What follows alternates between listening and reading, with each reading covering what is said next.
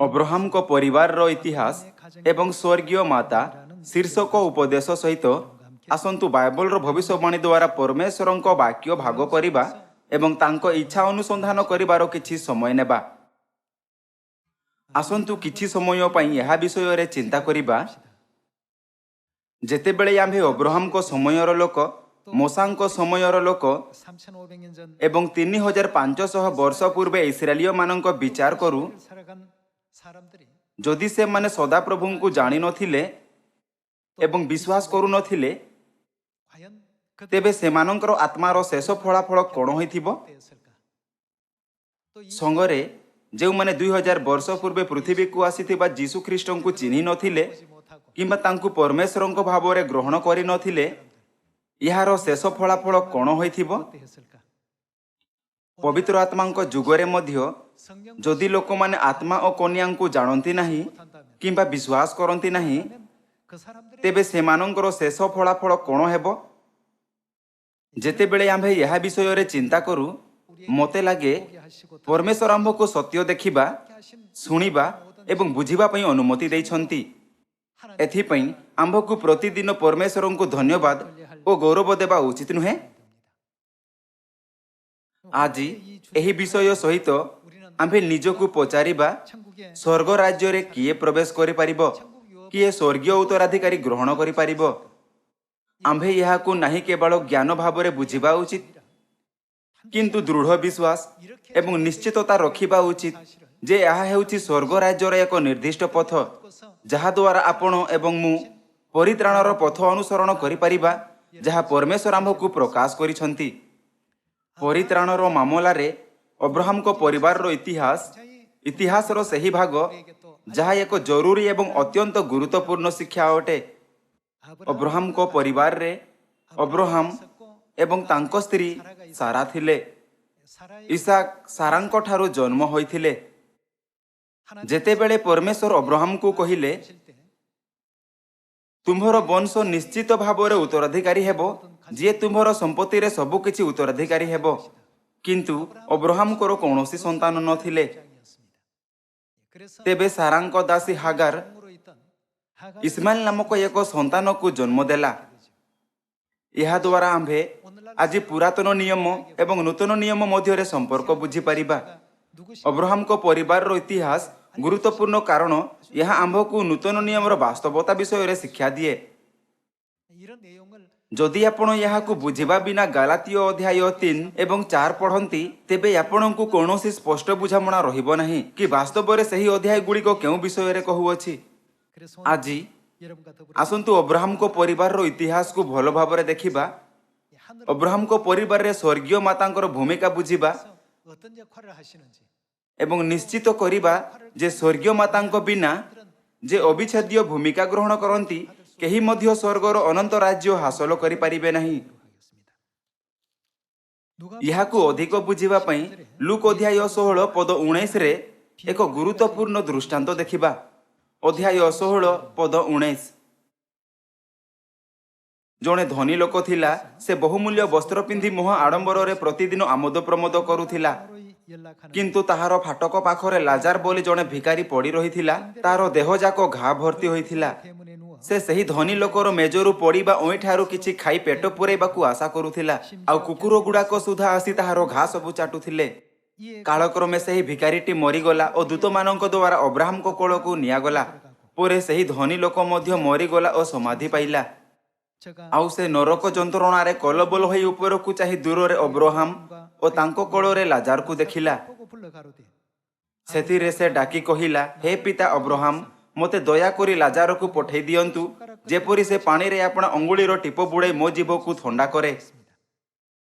आम्भ को उभय स्वर्ग और नरकर गुण देखैबा पई जीसु यही दृष्टांत व्यवहार करिथिले। तथापि पद 24 रे एक गुरुत्वपूर्ण विषय अछि। धनी पुरुष काहाकू हे पिता बोली डाकिले, गरीब एवं धनी पुरुष अपना मृत्यु परे एही प्रकार दुनिया को गले। मृत्यु परे लोक माने जो दुनिया को जानती, ताहा हेउछि आत्मिक दुनिया। आत्मिक दुनिया रे केवल परमेश्वर आम्भ पिता भाव रे परिगणित हुवंती। तथापि 아버지 ଏଠାରେ 하나님 ପିତା ପରମେଶ୍ୱରଙ୍କୁ ପିତା ଅବ୍ରାହମ ଭାବରେ ପ୍ରକାଶିତ କରାଯାଇଛି। 표현을 하고 있습니다.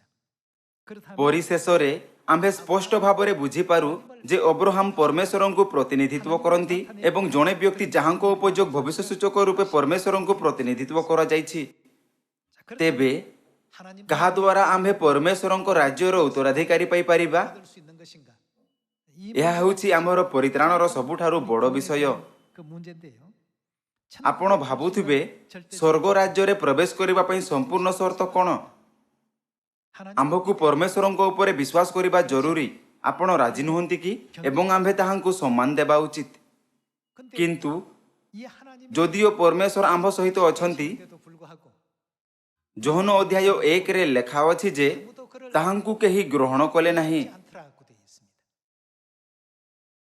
ଯେହେତୁ ଆମ୍ଭେ ତାଙ୍କୁ ଗ୍ରହଣ କରିବା ବିନା ସ୍ୱର୍ଗ ରାଜ୍ୟରେ ପ୍ରବେଶ କରିପାରିବୁ ନାହିଁ, ଆସନ୍ତୁ ଅବ୍ରାହମଙ୍କ ପରିବାର ମାଧ୍ୟମରେ ସେହି ସମସ୍ତ ପଦ୍ଧତି ଗୁଡ଼ିକୁ ଖୋଜିବା ଯାହାଦ୍ୱାରା ପରମେଶ୍ୱର ନିଜକୁ ପ୍ରକଟ କରନ୍ତି, ଯାହାଦ୍ୱାରା ଆମ୍ଭେ ତାଙ୍କୁ ଗ୍ରହଣ କରିପାରିବା।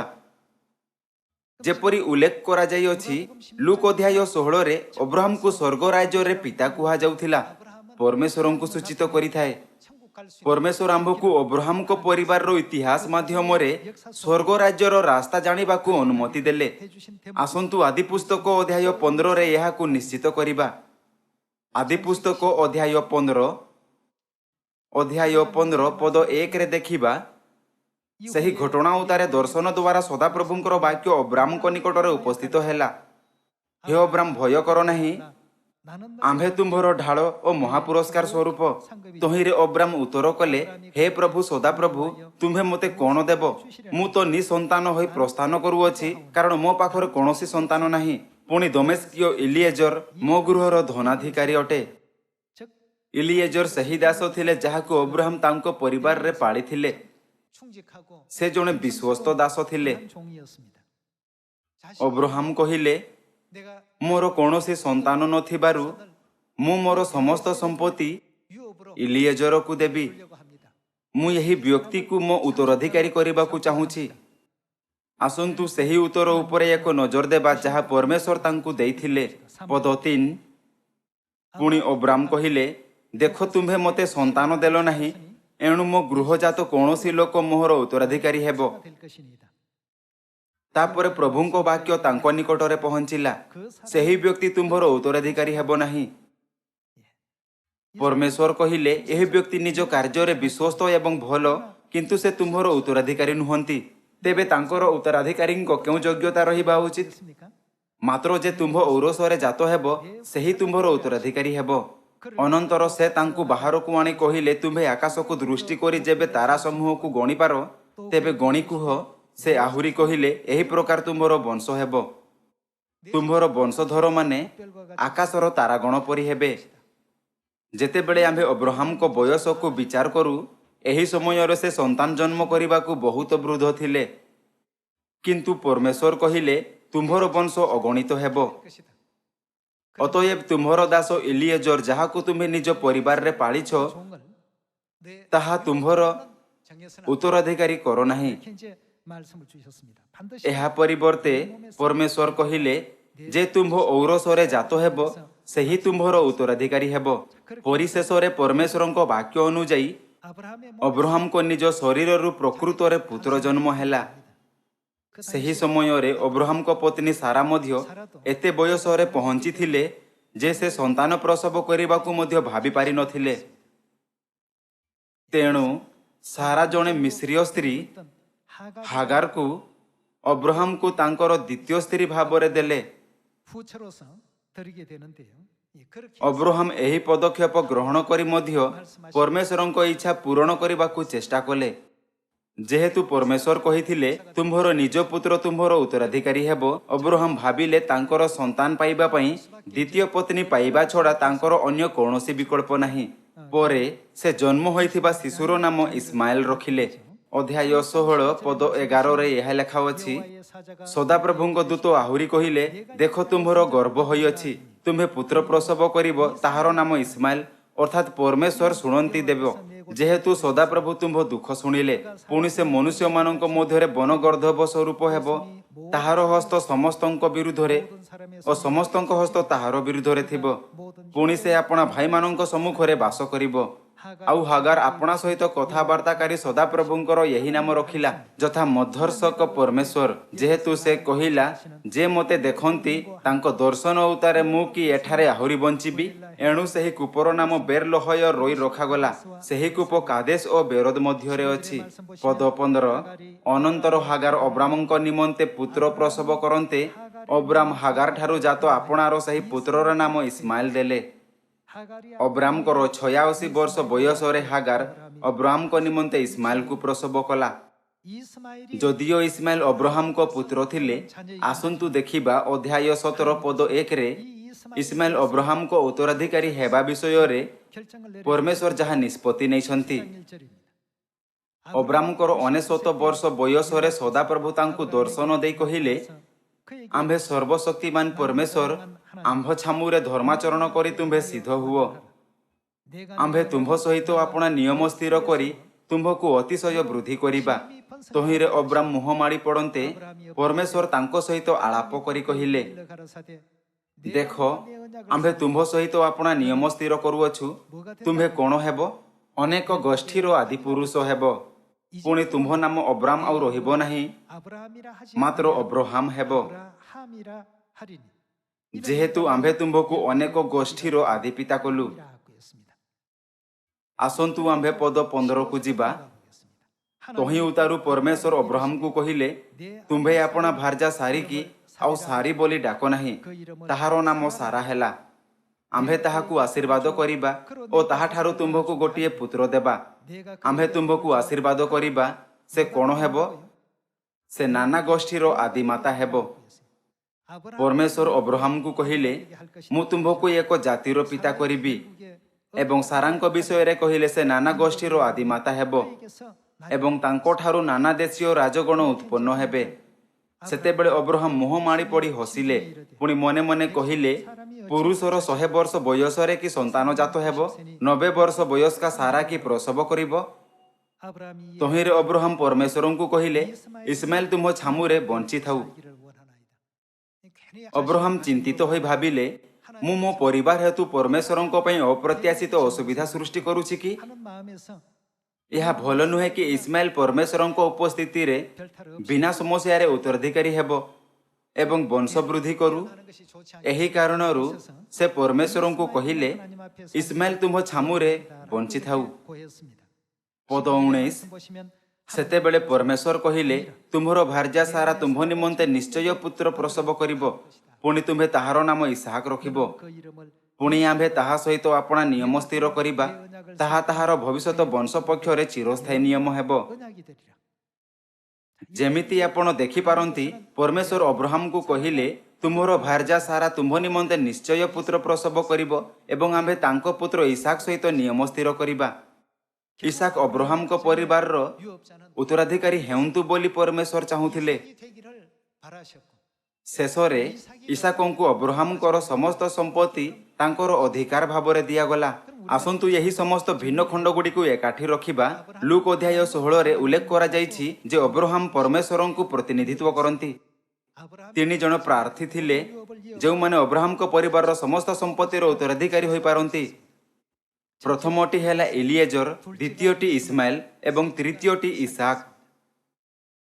କିନ୍ତୁ ଯଦି ଆମ୍ଭେ ଅତି ନିକଟରୁ ଦେଖିବା, ପରମେଶ୍ୱର ପ୍ରଥମ ପ୍ରାର୍ଥୀ ଏଲିଏଜରଙ୍କୁ ପ୍ରତ୍ୟାଖ୍ୟାନ କରି କହିଛନ୍ତି ଯେ ସେ ତୁମ୍ଭର ଉତ୍ତରାଧିକାରୀ ନୁହନ୍ତି।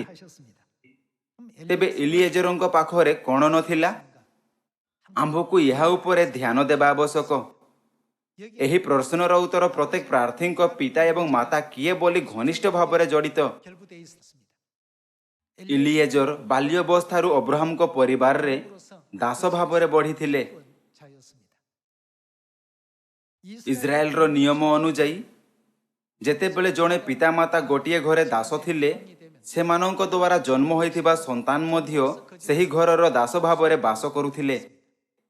ତେଣୁ ଯେତେବେଳେ ଆମ୍ଭେ ଅବ୍ରାହମ ଏଲିଏଜରଙ୍କୁ ମୋ ଘରେ ଜନ୍ମିତ ବ୍ୟକ୍ତି ବୋଲି କହୁଥିବାର ଦେଖୁ, କ'ଣ ତାହା ପ୍ରମାଣ କରେ ନାହିଁ ଯେ ଇଲିଏଜରଙ୍କ ପିତା ଏବଂ ମାତା କିଏ? ସେମାନେ ସମସ୍ତେ ଦାସ ଥିଲେ, ସେମାନେ ସ୍ୱାଧୀନ ନଥିଲେ। 그래서 ତେଣୁ ପରମେଶ୍ୱର କହିଲେ, ଯଦିଓ ସେ ନିଜ କାର୍ଯ୍ୟରେ ବହୁତ ବିଶ୍ୱସ୍ତ ଏବଂ ଭଲ, ଇଲିଏଜର ତୁମ୍ଭର ଉତ୍ତରାଧିକାରୀ ହେବ ନାହିଁ।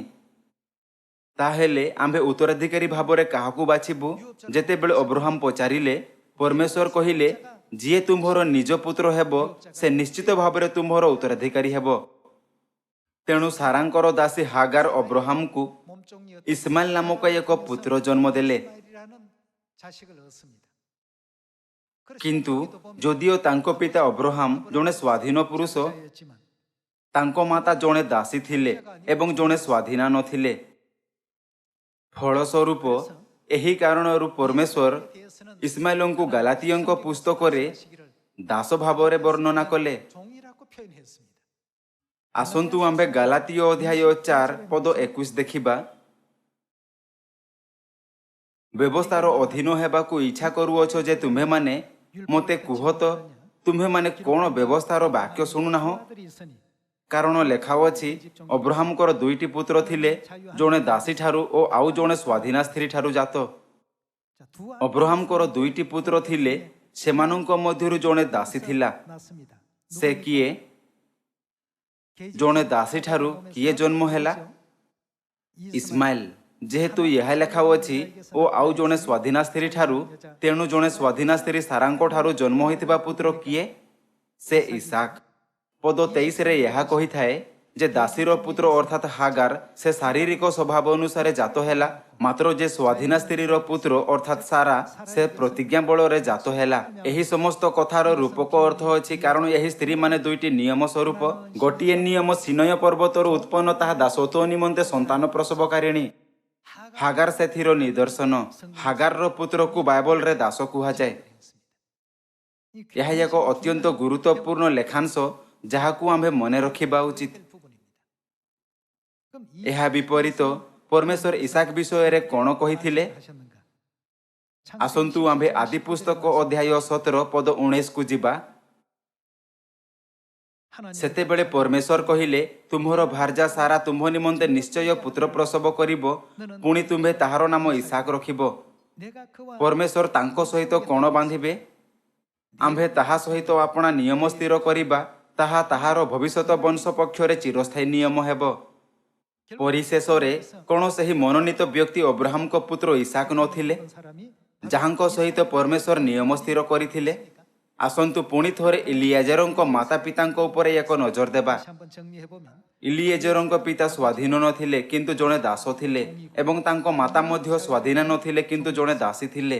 ତେଣୁ ପରମେଶ୍ୱର ସିଦ୍ଧାନ୍ତ ନେଇଥିଲେ ଯେ ସେ ଅବ୍ରାହମଙ୍କ ପରିବାରର ଉତ୍ତରାଧିକାରୀ ହୋଇପାରିବେ ନାହିଁ।